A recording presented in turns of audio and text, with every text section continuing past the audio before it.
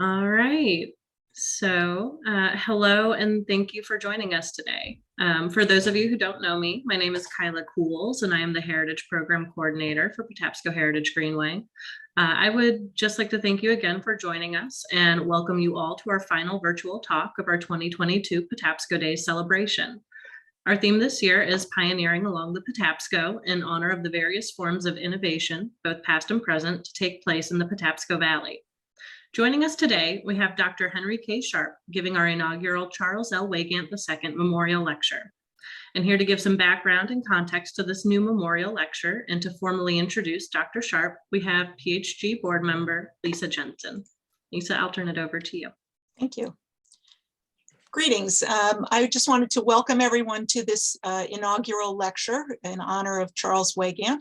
As many of you may be aware, Charles Wagandt, who passed in 2020, is known for his maverick and innovative ideas and dedicated work ethic, primarily focused in Oella and the central Patapsco River area. He was an avid hiker and a preservationist who wished to share the Patapsco's unique character and its rich historic and environmental resources with the general public. Many of you don't know more about Charles because he was an extremely modest man, and few recognize that Charles received 2 statewide awards for lifetime preservation achievements, as well as several county awards.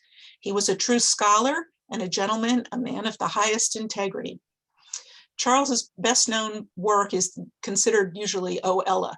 He purchased the mill village, but not the mill itself, which is seen here, from the J Dickinson Sons family, of which he was a member, that had operated the textile mill village until the spring of 1972. The land that he purchased stretched from Lower Granite Hill, near Lot A, near the Ellicott City Bridge, all the way up to the Oella Avenue intersection with Race Road and beyond. With hilly topography, granite bedrock, no public water and sewer, you can, oops, well, we're not going to look in that photograph because we got the wrong photo. Oh, okay, occupied by houses that were both occupied and unoccupied with mill workers and associated structures such as the church and the community hall. Many might have considered Charles's, Kyla, many might have considered, yeah, there we go. Charles's a bit off his rocker in his attempt to tackle the revitalization of the entire mill village. This is the back of Granite Hill. This is Spring Street. You should notice on the right, the outbuildings there and the outhouses. With diplomacy and perseverance, Charles cajoled Baltimore County officials into providing public water and sewer to the community by 1985. To put that timing into context, Charles achieved that goal after many Oella residents already had cable TV, and 4 years after Mayor William Donald Schaefer had bathed with his rubber ducky in the National Aquarium's seal tank. That's when Oella got public water and sewer, thanks to Charles. With that feat in the rearview mirror, Charles began restoration and historic rehab of the 106 existing houses, and he planned for new infill construction as well. His focus was preserving the character of the village as seen from Oella Avenue. This is an iconic picture here. Most rehabs and 4 new townhouses he and the Oella company supervised. Some of the existing homes were rehabbed by others, such as Long Brick Row on the left here. Charles made sure that any mill worker family that wished to continue living in the Oella during its renaissance could, through social services programs and his own discounted rents. Concurrently, Charles worked for 16 years to get the 1789 George Elliott house, the last surviving Elliott home in the Elliott Mills proper, moved out of the floodplain along the river, across Frederick Road, set atop a new basement with a raised foundation, and restored for modern use. In order to do that, he assembled dedicated individuals, rallied local organizations, worked on fundraising, applied for and received grants from the Maryland Historic Trust. He negotiated easements, hired contractors, and even finished the historic rehab with his own forces when a general contractor filed for bankruptcy. And there's a photo of Charles in 2017 in front of the completed George Elliott house. Charles also worked for close to 20 years to get the state park to put in its first accessible trail, the Grist Mill Trail from Ilchester to Avalon. That required lobbying of government officials and local and state officials, government agencies and local and state officials and politicians, as well as trying to win over the local Sierra Club, whose position at that time was that there should not be any paved trails within the park. Charles worked for inclusivity to make sure our heritage and our environment were available to all. As a trustee of the board of the Maryland Historic Trust, Charles learned of grant funding opportunities. Believing the public deserved to know as much as possible about America's first Black man of science, Charles pressed for archaeological work to be undertaken to specifically locate Benjamin Banneker's log cabin, which had burned on the date of his 1806 funeral. When the first round of archaeological investigations wasn't conclusive, he didn't rest, and Charles sought assistance and funding for more research. With guidance from historian John McGrain's research, the focus was narrowed, and eventually this reproduction log cabin that you see here was erected as part of the Benjamin Banneker Historic Park and Museum. Working with the Ellicott City Restoration Foundation, Historic Ellicott City, the Ellicott City Business Association, and many individuals, Charles helped to found what is now known as Patapsco Heritage Greenway, then a collaborative nonprofit organization dedicated to the preservation, recreation, and sustainable environmental and economic development. He led the effort with an initial grant used to document oral histories by recording memories and photos of the Patapsco Valley mill workers and residents. Charles carried on with many additional oral histories of older Oella residents, capturing as many memories as possible while they could still tell their own stories. The body of that work and Charles's massive collection of Oella history, artifacts, and memorabilia have been archived and recently moved under the curatorship of UMBC. Many years ago, through Charles's efforts, due to their significance, some of the J Dickinson Sons textile mill artifacts were acquired by the Smithsonian for safekeeping.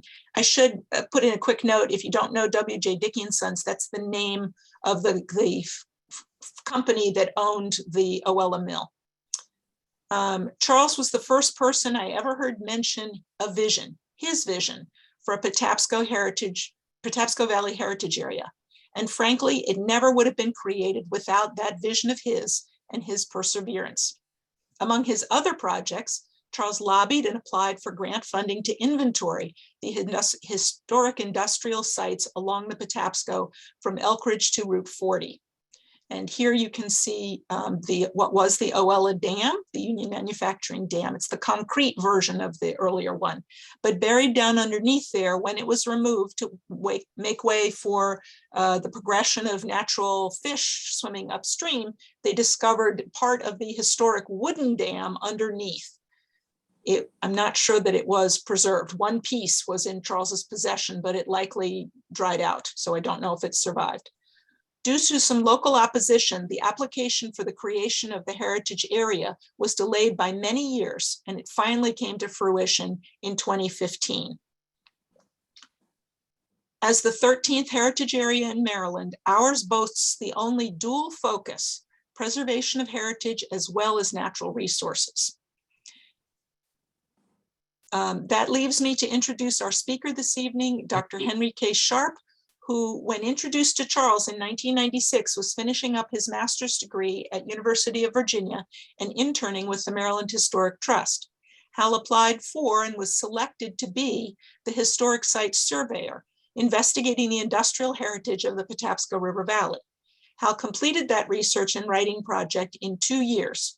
Charles found his research to be so fascinating and so thorough that he, Charles, spearheaded the publication of Hal's work through a Maryland Historical Society press, through the Maryland Historical Society Press into a book.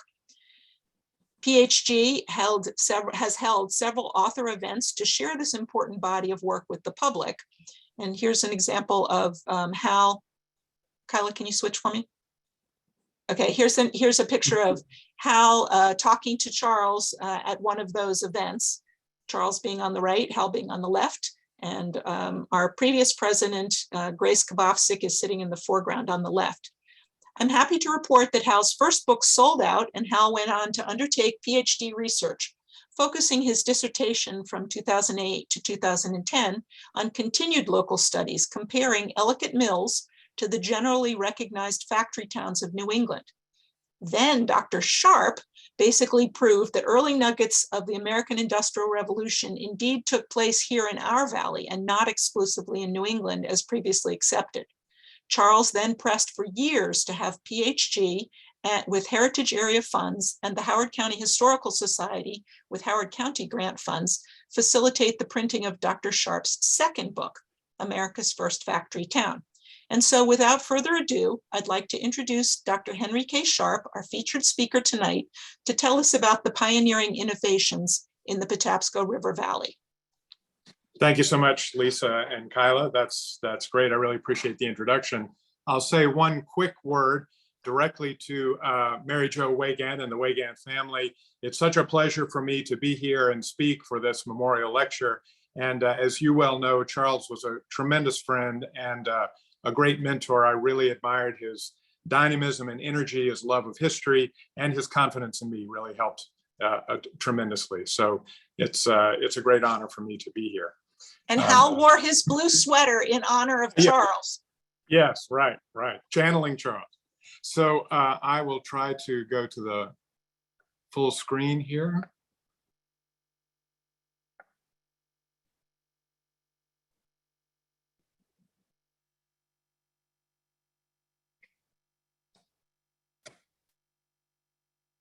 Okay, so I begin here with a map. Most of you may already know the location, but this is, I'll enlarge it just a little bit, the area that I focused on for the historic survey from along the blue line of the Patapsco from Union Dam up at Route 40 down to Elk Ridge and St. Dennis at Thomas Viaduct.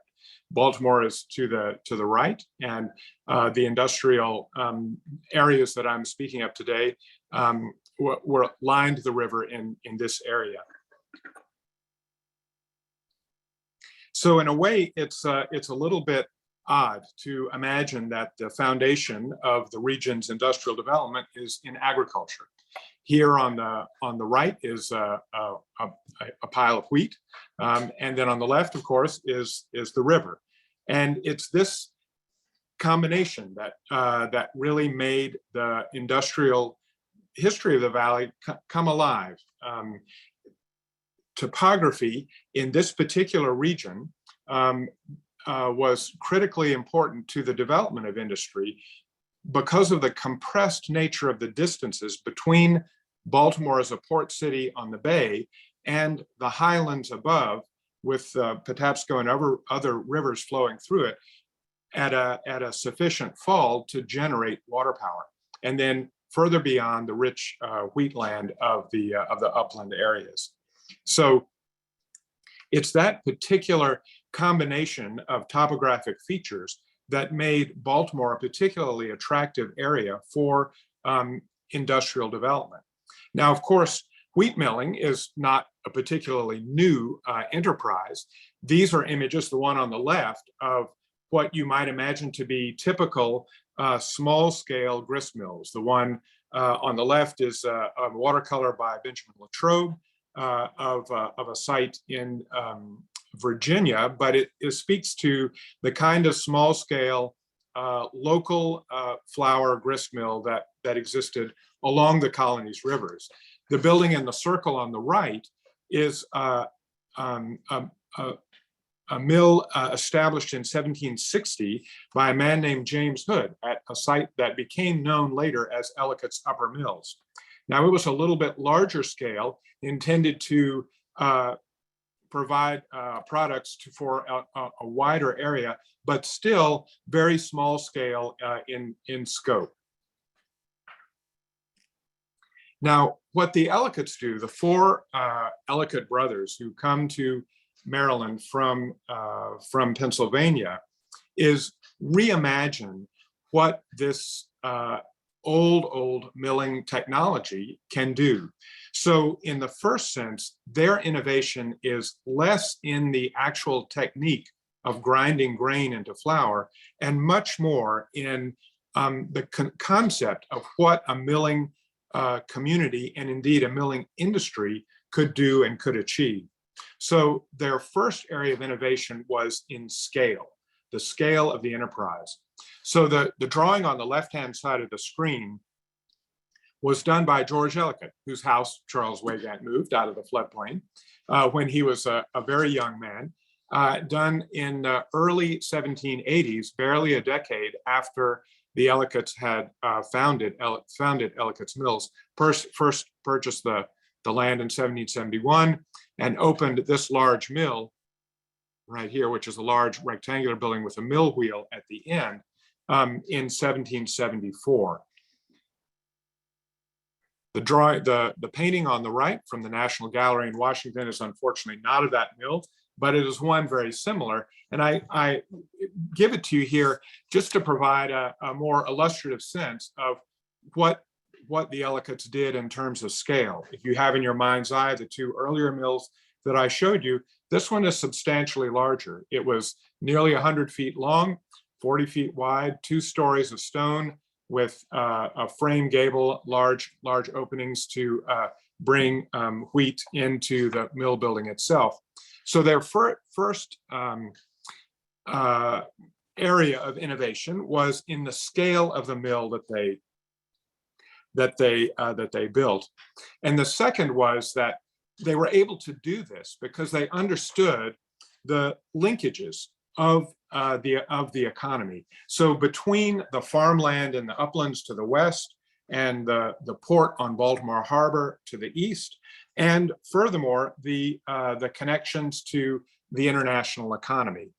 So this schematic here indicates colonial products and trade. So in the mid 18th century, what the global economy was like, at least for the Atlantic. And we think today of globalization, but there was this very substantial global economy in the what's called the Atlantic world in the 18th century. Unfortunately, part of that was based on the tragedy of the slave trade. You will see the lines from Africa swinging around from the south up to the Caribbean and to the Atlantic coast of America. Then the arrows indicating shipment of raw materials to Europe, manufactures from Europe back to America, but also commodities. So grain going from America to Europe.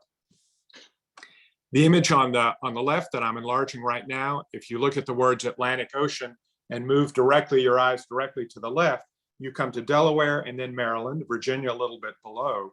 And the pale green area on the map is the area of tobacco cultivation. Of course, Maryland and Virginia founded in the 17th century on tobacco cultivation. But the pale yellow areas in the upland beyond the Tidewater and then extending north into New England, down into the mountains of North Carolina, this was an area that was devoted mainly to the production of grain, wheat and corn. And that developed in large part because of the vast immigration of Quaker settlers to Pennsylvania and the mid-Atlantic in the beginning in the 17th century and into the 18th century. So you will see then in this next image of the great Philadelphia wagon road coming from Philadelphia in the upper right part of your screen, across to Lancaster and York and Gettysburg, then down through Maryland at Hagerstown and into the Great Valley of Virginia, from Winchester all the way down to the North Carolina border. And what the Elliotts were able to do that was so innovative was to comprehend, as young dynamic men looking for a way to make a way in the world, how to link these wheat lands to areas that were suitable for grinding grain, and then to the ports that led to the international economy. And their efforts were succeeded in a way that no one had ever seen before. In 1771, the Elliott brothers explore the area around Baltimore after having spent about a decade at a smaller mill on Jones Falls, the eldest brother, sort of as a scout to test the area. And he let's say, cut his eye teeth there, and then with his younger brothers, began to look for sites where they could establish their own much larger scale milling community. And they settle on a site that at the time might not have been obvious. This is the area of the Patapsco, 10 miles west of Baltimore, about, not very easy to get back to the port. So you have to construct a road, you have to maintain a road to get to the city. But what they were able to do, buying so far out, was to acquire a large tract of land. And so I'll enlarge this a little bit, and you will see the gray line here represents the Patapsco River. And it's at this right angle curve where Ellicott City is located today. Just below the curve is where their original mill was located, their houses and other structures of the village. Above the curve and then off to the left is where Ellicott City proper is now, Main Street going up in that direction. And what the Ellicotts did was not simply build a mill and expect to be tied into this international network, but they actually bought all the land of the valley so that they could establish a fully formed mill village and have control over its development and organization. Their plan was to own land, which they did, out west, even as far afield as Ohio, grain producing land. They owned the mill village, and they also invested in port facilities in Baltimore.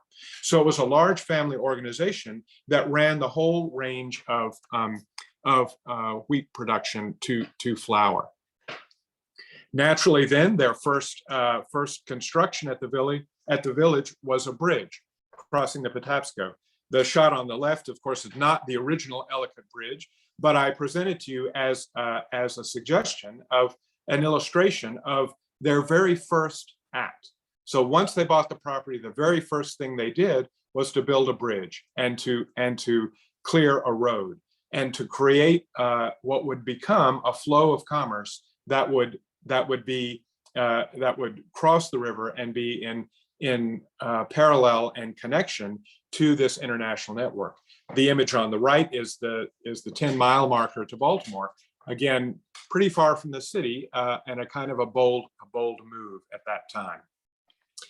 Once you reach Baltimore, the connections internationally ran from warehouses and shops on the port, illustrated by the building on the left, and of course by the great sailing ships that were the core of this global market in selling wheat, grain, and flour and bread to Europe, which in the 18th century was developing a very, very substantial need. So a very large market for international merchandising of flour and bread and grain was growing in Europe.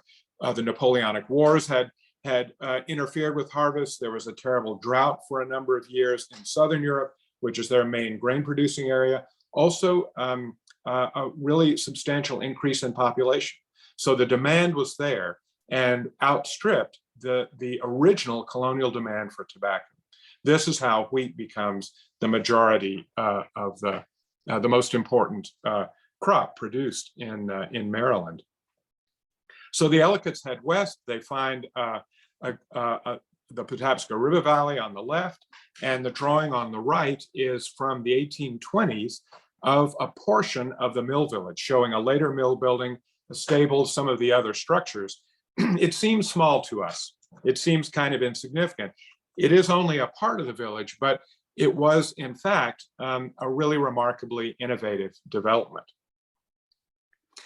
What the Ellicotts did was not, as I said before, was not just build a mill, but they built a whole community. This is a man known as a cooper, and he's standing over a barrel that he's built. So to ship flour and bread, you need barrels. So they built a cooper shop and licensed out the work for a cooper to join the project. To ship the barrels, you need to have wagons. So they had a wheelwright shop, wheelwrights to repair and to build wagons for shipment over the road.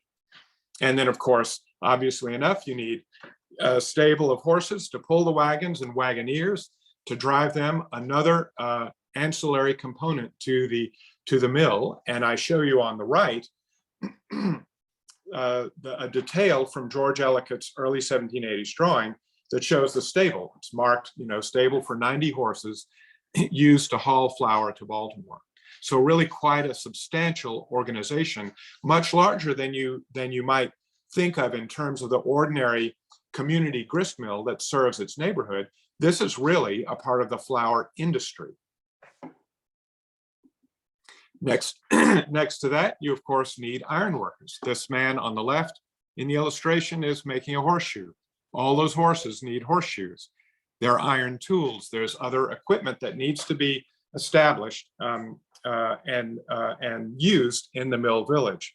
And this raises another issue that the Elliotts were very insightful about, which is that it's not simply the flour industry that was critical to the village, but the provision of ancillary services that not only served their work, but also could be useful to the community. In the same way that the bridge they built across the river created a flow of commerce from the wheat fields to the port, also the shop in the drawing on the right, again from George Elliott's drawing, gave local people in the community the opportunity to obtain wrought iron for tools, repairs, equipment, and so on.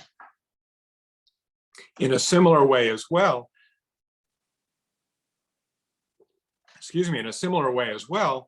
the Elliotts built a sawmill. The drawing on the left, again from George Elliott's depiction of the village, and a photograph of a similar mill, just to give you an idea, so that you can imagine from the shot of the valley filled with trees that almost the first activity was felling and shaping timber into lumber to use for the bridge, for mill buildings, for other structures, for repairs, for shingles. All kinds of wooden products also needed to be used for the mill village, but then as well could be useful to the larger community. And finally, in terms of activities for the community itself, the rather blurry depiction, because I'm enlarged it so much on the left, again of George Elliott's drawing of the mills, showing a store. So they built a store as well. And this photograph on the right of an 18th century store in Fredericksburg, Virginia, illustrates what they had accomplished, in the sense of, you may see the railing of the steps going up to a high door for the store in Elliotts Mills, precisely because it needed to be out of the floodplain. If you have commodities, produce products, you don't want them to be flooded. And so the shop building on the right also has steps that go up to a high door on what would be the second floor. Above that is a beam that projects above the single window in the gable, so that items could be pulled up via pulley. On the Elliotts store building on the left, there is a kind of a jetty projection of the roof that covers the same kind of opening, and a pulley system to allow products to be lifted up into the warehouse facility. So again, the community store, the company store, provided products not only for the residents of the village, but also for the larger community. And now we can get to some of those products as well. So the woman on the right in the painting is cutting in shortening into flour to make bread. And on the left are images of bread, not the standard loaves we think of from the grocery store, but ship's bread, like crackers, or some of you may know it as hardtack, used in military operations in the 19th century. It was a kind of bread that could be baked and preserved, sealed up in barrels and shipped overseas, also used as food during shipping or during the months crossing of the Atlantic. So the Elliotts also had a baker and a bakery on staff as well. And finally, this is a copper still. They had a distiller and a distillery in operation. Again, a byproduct of grain production. They sold whiskey in the store and then shipped in barrels down to the port of Baltimore. So in addition to all of these goods and services and ancillary activities, the Ellicotts really rounded out the entire project with the other elements of a real town. On the left is an old view of the Quaker meeting house. So they made provision for religious activities.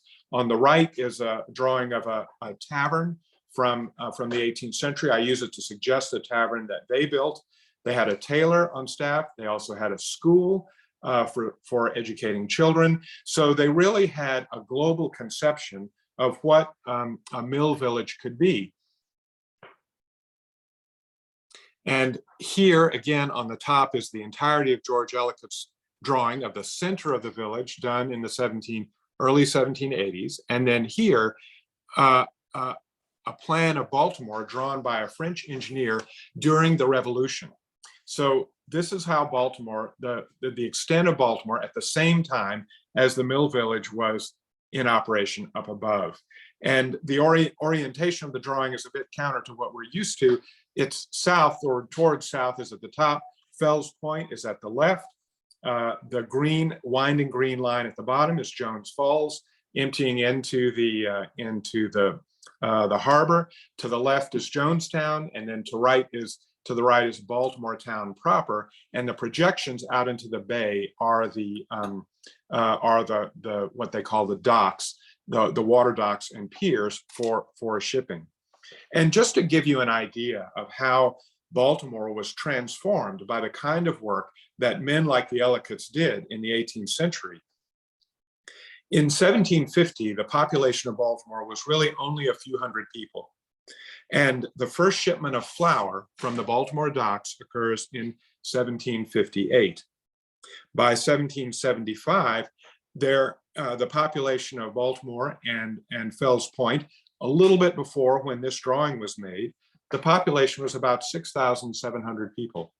So in a period of nearly 25 years, the city grows absolutely enormously, from a few hundred to nearly 7,000. 15 years again, from 1775 to 1790, the population a bit more than doubles to 13,500. From 1790 to 1800, it more than doubles again to 31,500. And at that turn of the century date, Baltimore alone as a city ships fully 1/4 of the entire United States quantity of bread and flour that were shipped overseas. Baltimore holds 1/4 of the national market. It retains that for the next 20 years to 1820. And by that time, the population has doubled again to a little over 63,000 people. So it's really not, unreasonable to say that Baltimore was a city built on grain. Now, what I've been describing to you so far has been a conceptual innovation in the organization and establishment of a factory town. But there is also technological innovation that has taken place in the flour industry, and this by a man named Oliver Evans, who patented an automated flour mill. And this is a drawing from his Young Millwright and Miller's Companion book that shows the automated processes that he patented in several states in 1787, and then received a federal patent in 1790. The Ellicotts installed these mechanisms in their large merchant's mill. And just to go really quickly, I hope I don't make you seasick here, the man emptying grain into the hopper to be weighed goes down a chute to a horizontal screw that carries it across to the right and left, and then to an elevator, which is the line running up and goes up through the floors of the mills to the number 5, and then down into a hopper that distributes the mill by gravity into garners that empty into the mills, which are here at 19 and number 8 basically in the center of the screen. The ground flour falls again and is pulled by a horizontal Archimedes screw to another elevator that takes it up to number 24 at the top of the screen, down the chute to 25, to another mechanism called the hopper boy that spreads the freshly ground flour, which is warm and moist, out on the ground so it can, out on the floor that is, so that it can cool and dry. From there, it falls into 26 here, a mechanism called a bolting mechanism that sifts the flour and has different thicknesses of fabric and weave so that coarser grains falls in one area, finer grain goes in another. It enables the flour to be graded properly. And from there, then it falls down by gravity to 29 here into the barrels below. So what Oliver Evans did was to organize the vast majority of the labor in a flour mill into an automated system. And it's also tremendously popular. And what it does is it has significant architectural components. The image of the mill on the left, I show you to suggest the original proportions of the Elliotts large merchant flour mill, a long, low, two-story stone building. Can now, all of those activities can now be concentrated in a structure on a much smaller footprint, but goes very high. So here's a detail of the Elliotts Mill that was constructed after a fire burned their original one. This is a photograph from about 1860 that shows the mill as a 5-story building on a much smaller footprint. And in fact, if you want to look at the details, in the gable roof, you see a group of 4 gable windows on the left and 4 on the right with a line between them. That line represents the original end of the original mill. So although the image is foreshortened, you can see it's very shallow, but quite tall. And that was permitted by those mechanisms. Now, of course, gradually the mill increased and regained its original footprint and more, but that mechanization enabled a much, much higher volume of production than even the Elliotts had imagined in their original 1774 mill. So by then, you have, in the 1820s, this view of Baltimore from Federal Hill looking across the harbor, and I'll enlarge it a little bit so you can see the ports, the warehouses at the port with the ships arrayed out in front of them, another one here being worked on, others. So the ports all along the waterfront and the docks, I mean, all along the waterfront of the port. And again, it's not at all surprising to say Baltimore was a city built on grain. So innovation begets innovation. And in 1794, while the Elliotts are still developing their mill village, founded some 25 years earlier, another man wants in on the action. And he manages to buy a small bit of property that the Elliotts did not own just downstream from the Elliotts flour mill. And his name is Thomas Mendenhall, and he's a paper maker from Pennsylvania. And what he does is build a paper mill. Now, again, in terms of innovation, the mechanisms of making paper are not changed. But what he does do is take from the Elliotts the idea of large scale. So the rather blurry image on the right is an enlargement of the bird's eye view of the Patapsco in the 1860s. And the building in question, this one right here in the center, is Thomas Mendenhall's paper mill. It was later incorporated into a textile manufacturing enterprise called the Patapsco Cotton Mill, and then the Gray Cotton Mill, and is, I'll just say as an aside, a very early example of adaptive reuse, because Mendenhall's mill, which I give you an illustration of a similar one from Pennsylvania on the left, a large 3-story stone structure, quite substantial in its dimensions and capacity. What happened in terms of adaptive reuse is that this mill building was turned into workers' housing, and an even larger textile mill was constructed on this site in the 1820s. So this takes us to textiles, and this is where, you know, we have to admit to our New England, what should I say, colleagues, that that they win the battle. The image on the left, of course, is Samuel Slater's spinning machine. Samuel Slater was an American who had worked in the English textile mills. They guarded their technology very carefully, but he essentially was an industrial spy. Returns to the United States and in the early 1790s begins experimentation with mechanical yarn spinning. And this is the machine that he duplicates. It's in the Smithsonian now, tremendously important. Because it permits water power to spin cotton into yarn. And the factory building that he constructs in 1793 is illustrated in the drawing on the right. I will say, think of the Elliotts Mill from 1774, 2-story stone, large footprint, pretty substantial building. Thomas Millenhall's building from 1794, they dwarf Slater's mill in terms of scale, but it's not just a question of scale and precedence. It's the idea of putting together a mill village, which has already been well established in Maryland at Elliotts Mills, right when the textile industry is beginning its first steps in New England. So the way that the textile industry worked was that the mechanization of yarn spinning enabled very large production of cotton yarn, which then had to be woven into fabric.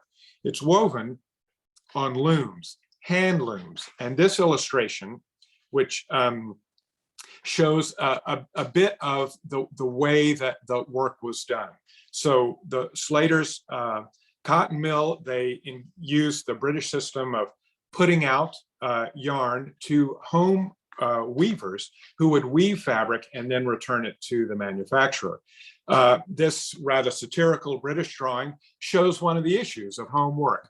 The man on the left is asleep with his arms folded, leaning back in the chair. The cat is playing with the shuttle that he should be running back and forth between the threads in his loom. Here in the middle is the disused spinning wheel, which is now rendered obsolete by the water-powered manufacture of yarn. The man here on the now in the center of your image is happily working at his loom, getting ready to throw the shuttle through to weave another line of fabric. And here the manager is quite unhappy with his stick, getting ready to maybe wake up our sleeping weaver on the other side. Now, that was the standard mechanism for the way cotton fabric was produced. And at the turn of the century, that is the beginning of the 1800s, a man named William Patterson, a very dynamic Baltimore industrialist, merchant, is a big supporter of Thomas Jefferson and is instrumental in establishing the industrial community called Oella, and the mill that became the Dickey Mills. And so his object in promoting the development of industry was to help aid American economic independence. We hear a lot of that discussion. The global economy was not a new topic then. And Jefferson's administration, in fact, engaged in an embargo of British manufacturing projects, and men like William Patterson proposed extensive milling operations to help boost the American industrial capacity. This is another Latrobe watercolor of a great dam on the James River in Virginia, but I use it to illustrate William Patterson's idea for what he called the Union Manufacturing Company, the earlier version of the Union Dam. It was a large wooden dam braced on stone abutments that was sufficiently large and sufficiently high to generate enough water flow that it would fill a canal alongside the river for more than 1.25 miles. And as the river descended the valley, the canal continued at a level. And as you as you continue further and further along the distance, the water gained elevation, and the plan was could fall down to the river over a distance of about 50 feet. And that would enable powering water wheels on a whole range of mills. So Patterson's intention was to build not only one cotton textile mill, which you see here in this drawing from about 1810, it's labeled in the number 1. Patterson's intention was to build a whole milling community of 16 mills, 8 along the upper range and 8 along the lower range, a really remarkable large-scale capacity. Now, I have to say it never got to that point, but the initial organization was intended for that kind of development.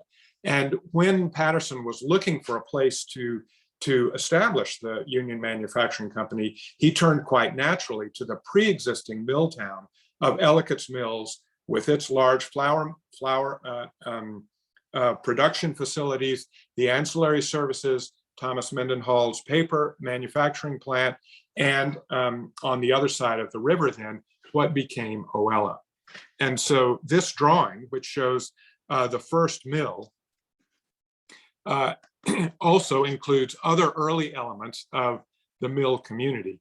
Numbers 4 and 5 were mill workers' housing. Number 2 was the supervisor's dwelling, and number 6 down here on the river, I think was intended as in an allegorical way by the Maximilian Godefroy, who made this drawing, to show that the poverty of ordinary people could be changed dramatically into this kind of housing at number 5 if you worked in the mill. So if America industrialized, and again, this is also part of Patterson's object with the Union Manufacturing Company, one could not only free America from unreasonable dependence on European imports, but also improve the conditions of ordinary Americans who lacked work and lacked opportunities. So that was the grand scheme of the Union Manufacturing Company. Now, one special innovative feature beyond the sheer scale of this operation is the building numbered 3 on this drawing. And we'll come back to it in just a second.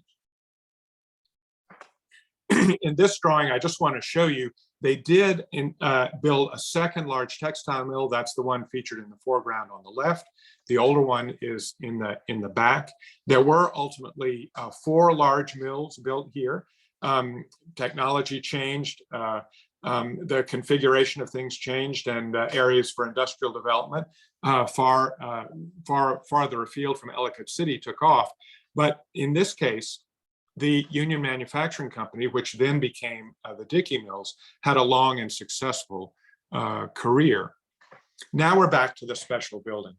This was the one labeled number 3 in the Godefroy drawing. And what it represents is what I would call the union system of manufacturing. That is, he took the English and Slater system of putting out yarn to home weavers and brought all of the weaving here in this building. So it was intended to accommodate hand looms, but under the control of the managers and discipline, let's say, of the supervisor. So you don't have the problem of the home weaver slacking off by taking a nap, which our British cartoonist drew. Now, at the time, no one knew it could be any different. So this was a big investment in a kind of imagination of textile production that was very, very quickly superseded by this, which was the power loom. So just to give you a few examples, so do you understand the nature of the real change? At a hand loom, a single adult weaver could do 3 to 4 yards of fabric a day at a cost of 50 or 75 cents a yard. With a power loom, an adult or a child, you see the girl in the lower left-hand corner of this drawing, could oversee a machine that would produce 40 yards in a day at a cost of 10 to 20 cents a yard. It just blew handloom blew it out of the water. So it's this process that the New England mills knew from the get-go. So once the technology was available, after Slater's initial foray with the yarn spinning, the great New England mills take off. This is Waltham by Henry Cabot Lowell, the first mill on the left-hand side, and even larger one on the right. And then excuse me, I should say that's 1813. And then here, the town of Lowell itself from 1821, that began with many, many thousands of individuals working in the mill and living there, and the very, very large mills that were constructed in this period. But I do want to leave you, as far as the union system goes, with a little thing that we can be extremely proud of here in the Valley, which is when the Union Manufacturing Company first opened its doors in 1810, 150 workers came in. That's a really substantial number compared to, say, the 30 that were needed in Ellicott City, since so much automation took place in the flour mill.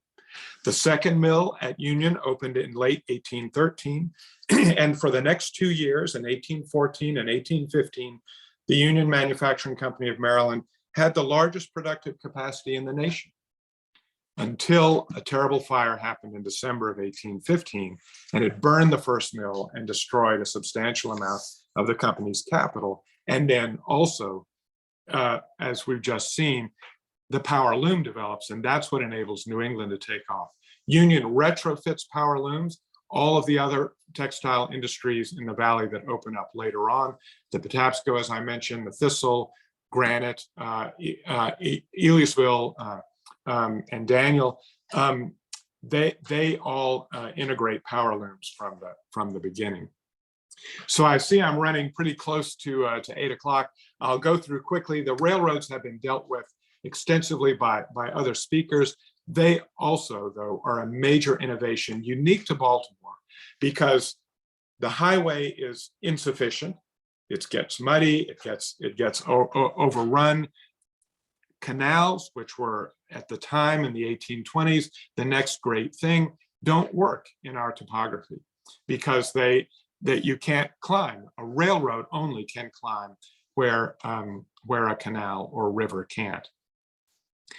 Where the river falls are, there are no boats that can run. So the Baltimore merchants, including William Patterson, invest in the railroad, and the great technological advantage there just becomes the thing that changes America forever, as well as the development and practical application of the steam engine, as you see in these images.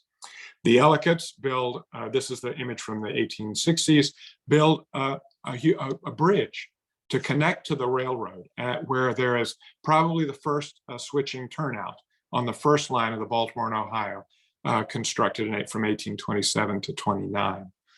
Here, the Thomas Viaduct goes in 1831 to 35. If I have my dates correct. I didn't write it down. Oh yes, 33 to 35, excuse me. A remarkable structure that is built in terms of length and size and on a curve. And it's an engineering accomplishment that's known the world over. This engraving is from a French publication from 1840, celebrating this bridge, which some people thought would collapse when the first train went over it, and it is still seeing active service today. Other bridges on the first line, this is the Patterson Viaduct at Ilchester. One reason the Thomas Viaduct was worth the investment is that it was so high it could escape floods on the river. Patterson, unfortunately, at Ilchester was destroyed in a flood in the 1860s. And here another remarkable innovation took place, the Bowman Truss Bridge that became excuse me, for the B&O, their standard bridge form, the first fully iron relatively lightweight bridge construction that was applied throughout the line. There was one here, you can see in the remarkable detail of tension and compression balanced against each other, to use a little engineering speak. And it was a great accomplishment for in the valley.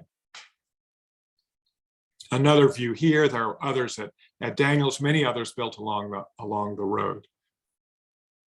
And at the same time that Bowman Trust Bridge went in at Ilchester, the railroad meets at Promontory, Utah in 1869, and the transatlantic railroad is sealed. Steam engines on the railroad get incorporated into manufacturing enterprises. This is the Elliotts Mill with a steam power plant, the coal-fired plant. The base of that chimney still exists in the building now. If you walk around the side, you can see it embedded in the modern structure that's there. This freed the mill from full reliance on water power. In another example of adaptive reuse, this is the Thistle Factory, one of the other textile mills. At the end of the 19th century, they switched from cotton fabric, that is duck production for sailcloth, to silk production. This was a silk mill at the Thistle plant. And then finally, I'll leave you with this image of an electrical power plant that was installed in 1905. The Bloaty Dam, the first one, indeed maybe the only by this time, that had its generators, the power plant, inside the dam itself. And as you all know, in this photograph from the Washington Post, shortly before its destruction, to restore the environmental health of the river. This was at the time, though, a remarkable innovation right at the moment when electricity was coming in, and individual power plants had to be constructed for local service.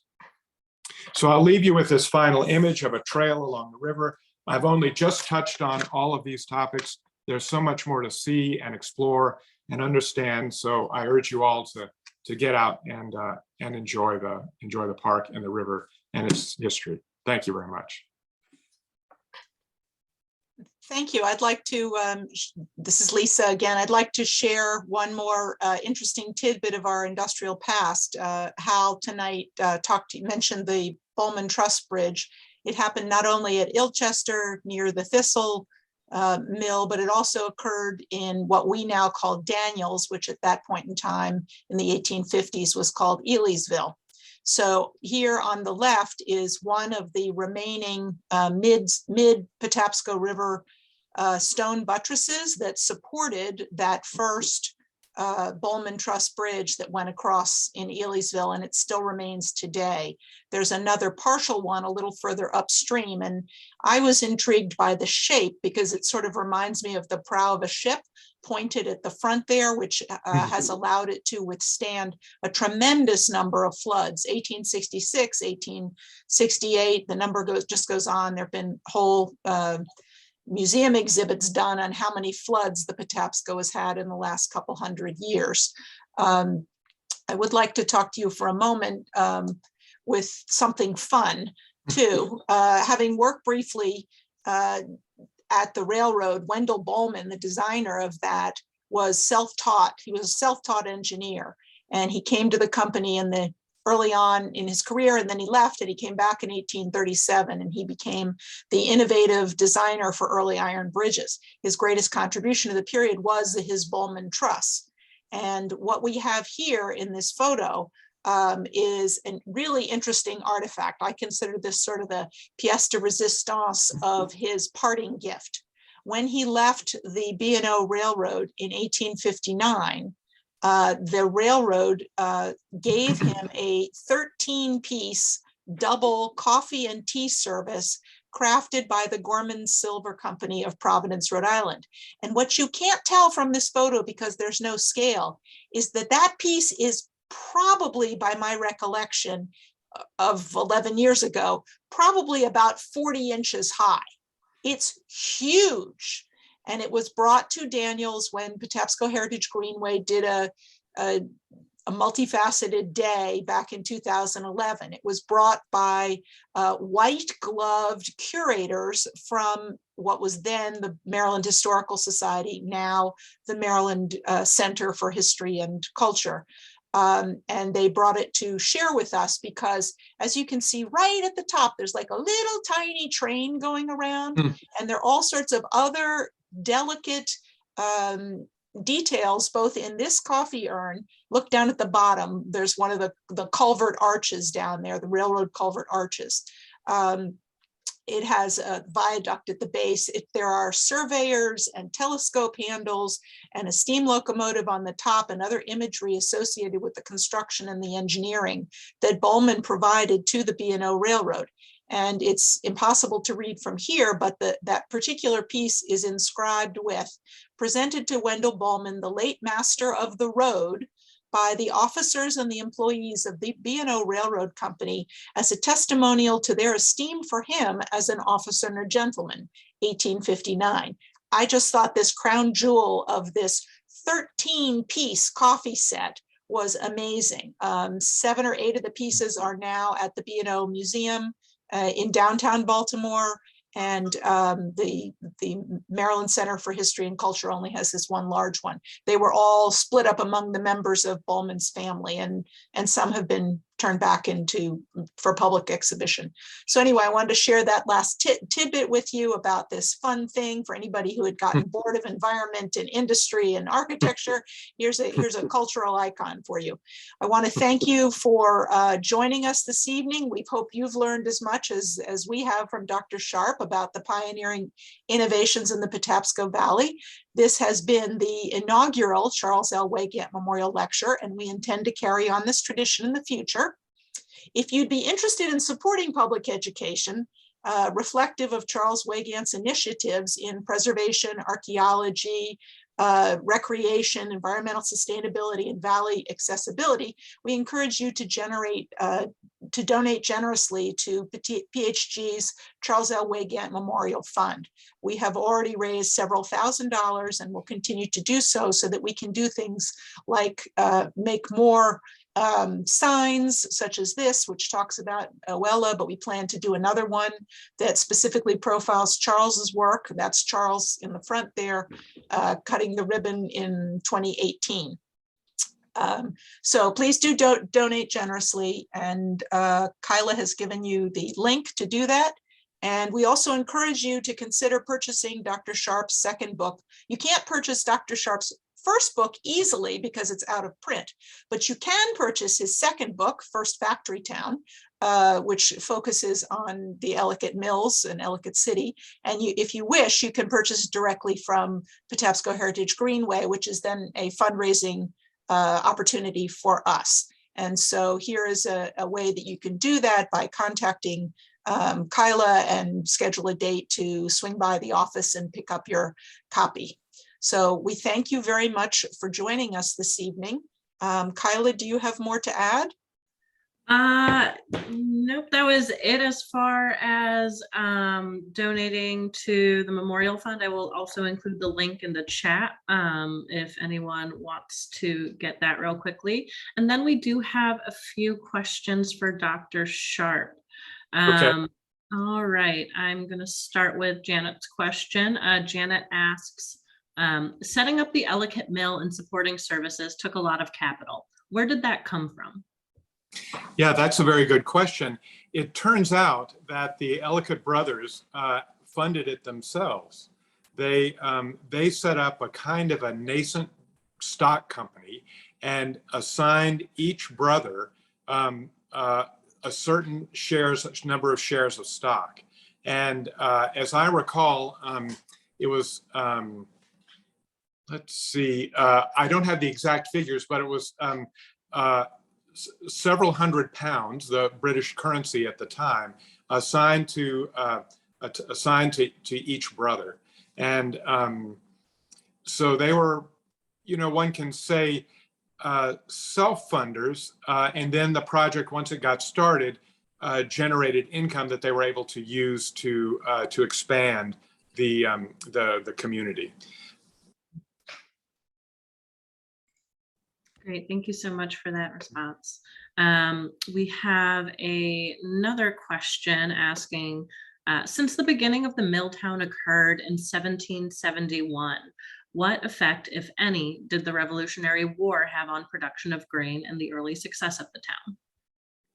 Oh, well, yeah, that's also an interesting question. You know, the Quakers were generally nonviolent, didn't like to participate in military operations, but some of the younger sons of the brothers did. There are records that they went to swords, as the expression goes, and that may have caused some controversy.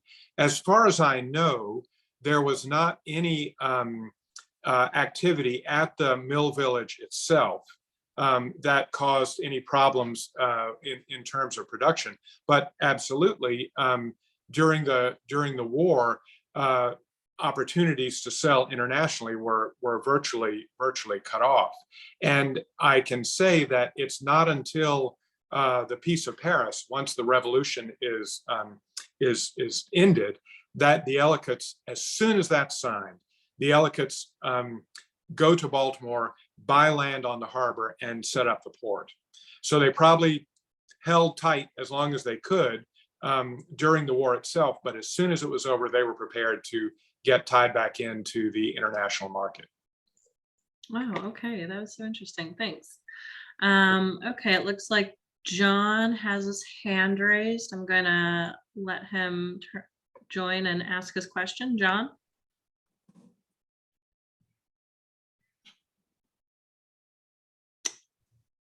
John Takemuller? I think he's muted.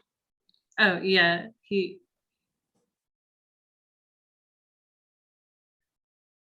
all right. Oh, there we, I must have pushed the wrong button, sorry. no problem. There we go.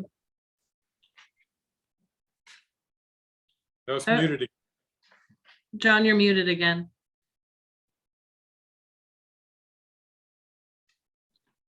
I had nothing, I pushed the wrong button, sorry. Oh, okay. Okay. Let's see here then.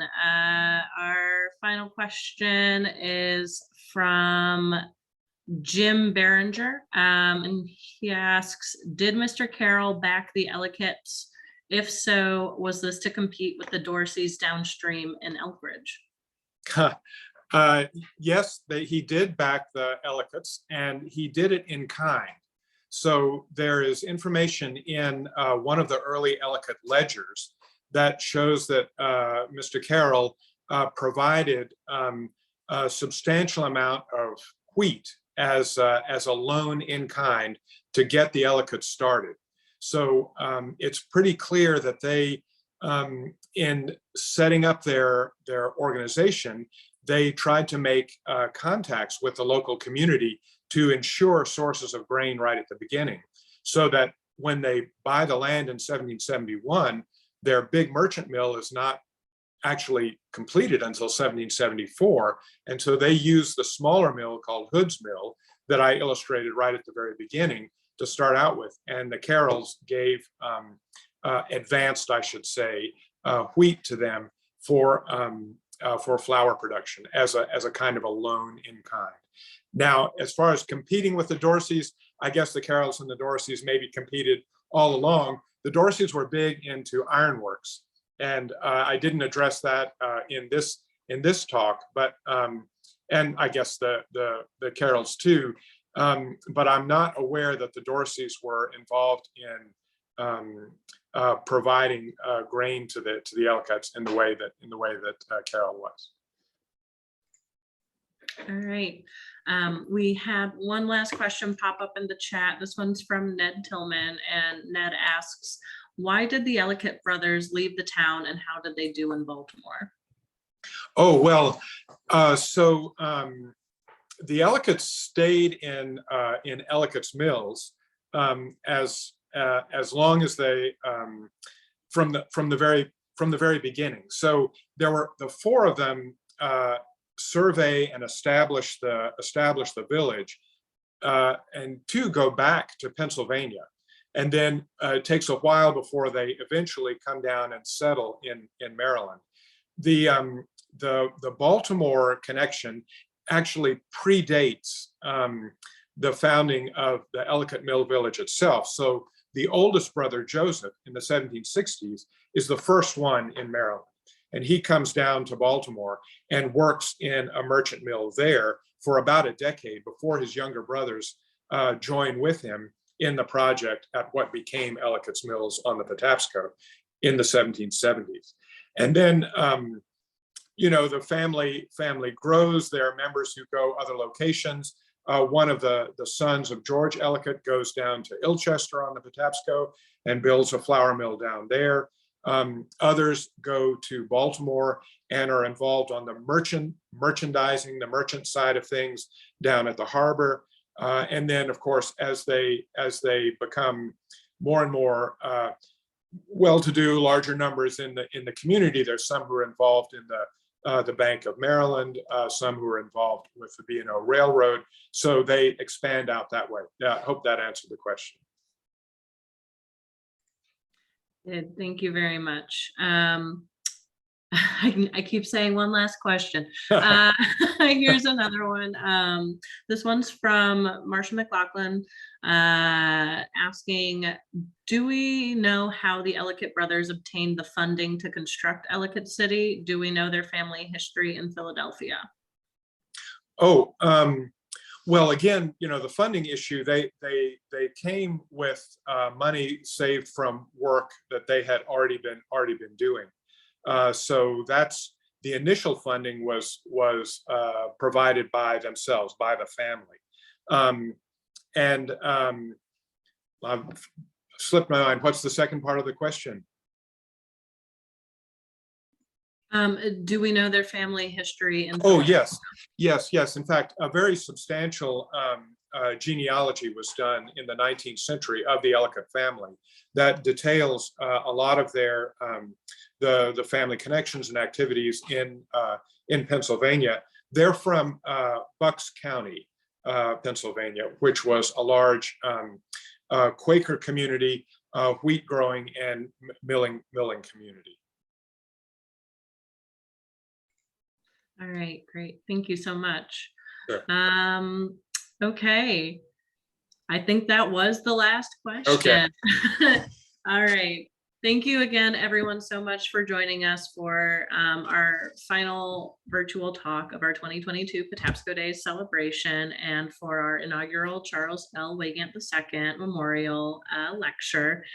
This has been a really great presentation and conversation. I appreciate you all taking the time to join us, and I hope you have a great rest of your evening. Bye. Thank you, everyone. Bye.